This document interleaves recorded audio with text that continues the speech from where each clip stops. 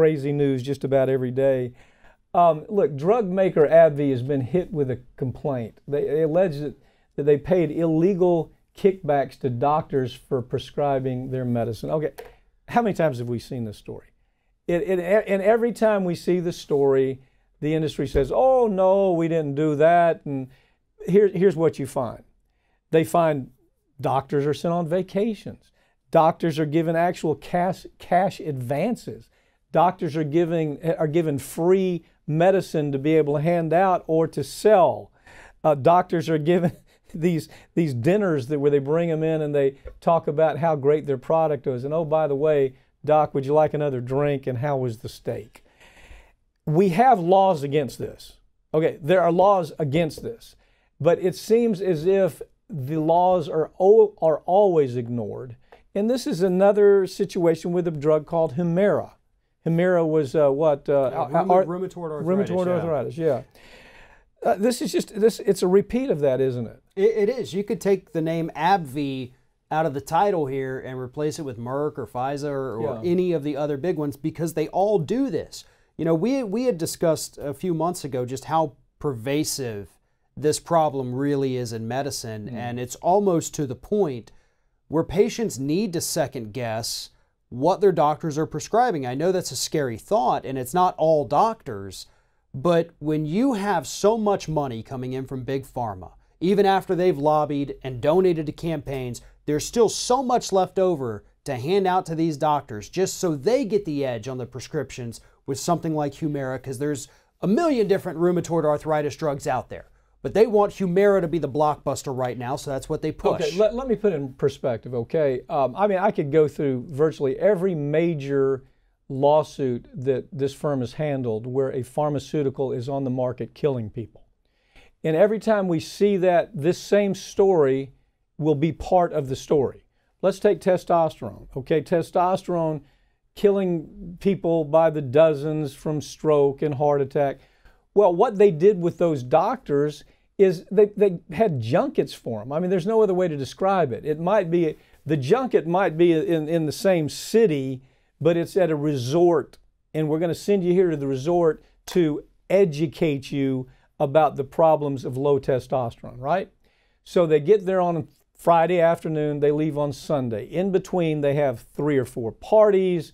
The dinners are spectacular. The little gifts they give away are spectacular. All of the detailers come in. The detailers are the salespeople working in that area, and they give their little presentations, and we want to meet you a little later, doctor. So what we find out, that's going on. When the company knows, absolutely, the companies actually absolutely know, in almost every case, that they're having to do that because the pharmaceutical is defective. Whether it's testosterone that we've talked about, whether it is, there's Invokana. They did the same thing with Invokana. They did the same thing with 2 or 3 different birth control pills where there was no need at all to have another birth control pills, but you would have these doctor junkets where you convince the doctor. Yaz is a great example, isn't it? You convince the doctors that Yaz is different. Yaz is going to clear up people's complexion. It's going to help them lose weight. This is what they were telling the doctors. And it was a lie. But the doctors is willing to buy into that because, hey, they're having a good time, man. You know, they're making a little extra here, a little extra there. What's your take? Well, you know, and a lot of these doctors, through no fault of their own, but they don't have time to sit there and read through every scientific journal, every new study that comes out every day.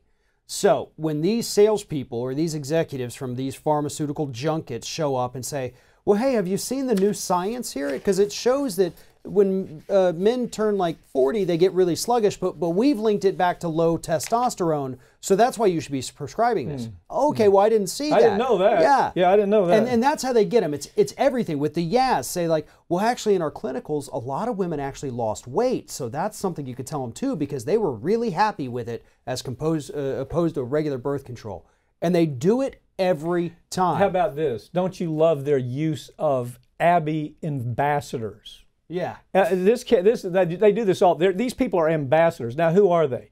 Ambassadors for the company are people who have accepted money to be the voice. They call them key opinion leaders sometimes, but these are people who take money from the company and they say, you know, I've got a doctor's degree, I'm board certified, I've been at this, 30 years. What would you like me to say? And so they show up at these junkets and they give their speeches, and they even use the fraudulent clinicals that are created by the pharmaceutical company. They don't do the clinicals themselves.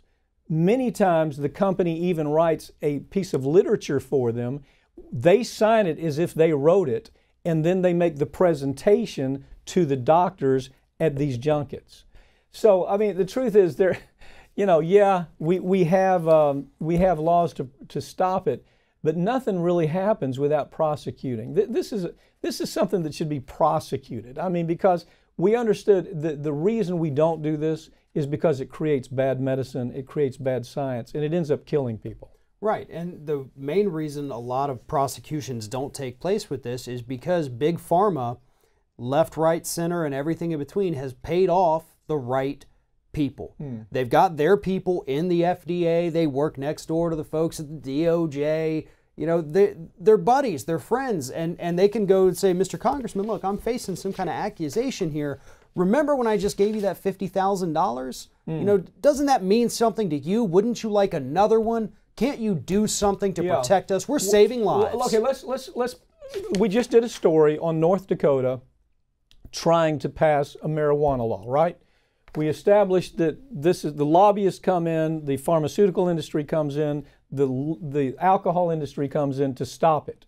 If you're in North Dakota and you want to really see how this really works, do a search. Where would you go to find out money that's transpired between? There's 3 or 4. There's a lot of Open Secrets is one of the best ones. Open Secrets is the best one.